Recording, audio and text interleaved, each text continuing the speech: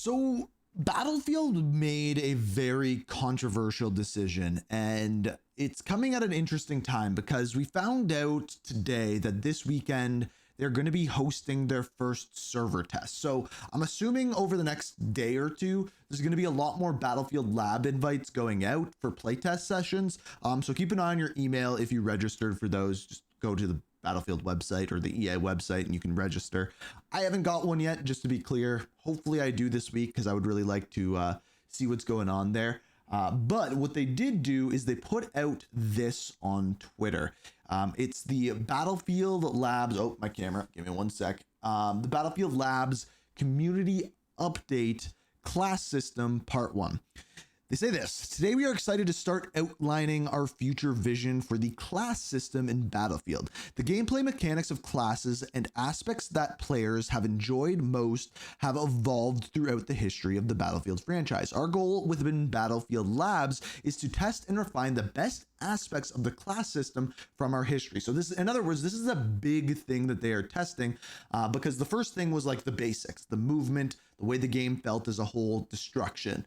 Now they are moving into the classes, and I think this is probably going to end up being one of the most important ones, and they made a really controversial decision when it comes to this. I haven't read through this yet, but what I did do is see people tweeting and talking about it. So it says, our design philosophy for classes. We envision the future of Battlefield classes to a series of interconnected system and fundamentals that shape your role on the field, while granting you the freedom to customize how you execute that role. Through Battlefield Labs play sessions, feedback, and data gathering, we aim to strike a balance between defined roles and player choices. So then shows this image here. Class system, customizable, class defining. So what is going to be customizable is, let me actually make this a little bit bigger so you can see it better. Weapon loadouts, class gadgets, training, and throwables. Not 100% sure what training is. It might be perks. I'm sure we'll figure that out as we go through. And then class defining, signature weapons, signature trait, signature gadget, and weapons package. So what exactly does all of that mean? Let's zoom back in here. So starting out with customizable, weapon loadouts. Fully customizable weapon loadouts allow you the freedom to play the way you want. Play to the strengths of your class by using your signature weapons, or easily switch to any other weapon to meet the needs of your squad. In other words, this is the controversial decision. No matter what class you are playing, you can use any weapons. So that is what people are questioning, and we'll get to why that's game changing and people are questioning it in a minute. Now, class gadgets. You'll have the option to carry 2 gadgets on the battlefield, tailored to each class and its specific role. Recon aficionados specialize in intelligence and counterintelligence, with class gadgets including deploy beacons, anti-personnel mines, and laser designators. Okay, training. Our philosophy with training is to offer a series of traits, okay, these are perks, that can be unlockable during play to enhance your ability and perform your role. As you engage more in the match, you will gradually earn flat stat bonuses and more support effectiveness in your role further. So this is essentially Modern Warfare 2. As you played through a game and as you progress through a match, you would unlock more and more perks that would make the stats of your character better. That's essentially the way that perks worked at least the beginning of Modern Warfare 2. If you're a Call of Duty person, you'll know what I'm talking about. Throwables. Our approach to throwables prioritize enabling each class to effectively fulfill its role by providing tailored throwables. Now, here's where things get confusing. Class defining. Signature weapons. Each class has a signature weapon category tied to their class identity, which when used enhances their role on the battlefield. For example, using the same ongoing test subject, the Recon class, if you select a weapon from the sniper rifle category, you will benefit from increased breath holding duration. So it doesn't matter whether you're Recon or not, just if you're Recon, you can hold your breath for longer. In contrast, an assault rifle player choosing the same category will not receive this bonus. So you can use any weapon with any class. DMR, carbines, and shotguns remain viable options no matter your class, but don't benefit from any signature weapon bonuses. Okay. Signature trait. Each class features a unique signature trait, providing a passive bonus tailored to optimize your role on the battlefield. For instance, a recon player automatically spots enemies while aiming down sights. Pretty powerful trait. Encouraging to use weapons that complement the specialization. In other words, weapons where you're aim down sights more, so like sniper rifles, things along those lines. Signature gadgets. These gadgets are unique and singular to each class, with an aim for you to always have access to a tool that fulfills your role in your class, separate from what you may choose as gadgets in your loadout. So you are going to have class gadgets and regular gadgets. So a nade won't be a class gadget, but something else maybe. I wish they would have given more examples for that one, but default weapon packages. The default weapon package is a preset combination of attachments and visual customization for each class to be combat ready, with the option to further progression and personalization. So that just sounds like a default class, nothing special.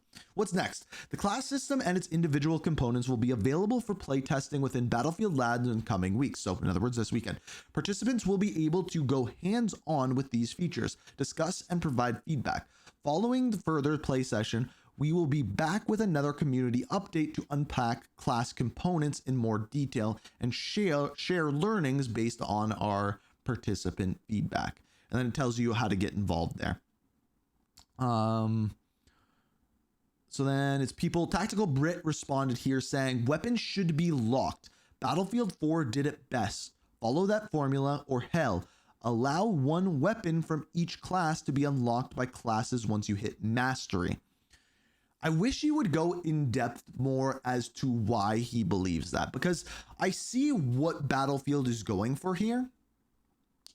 They are going for Call of Duty is actually what they're doing. They're going for that freedom of choice.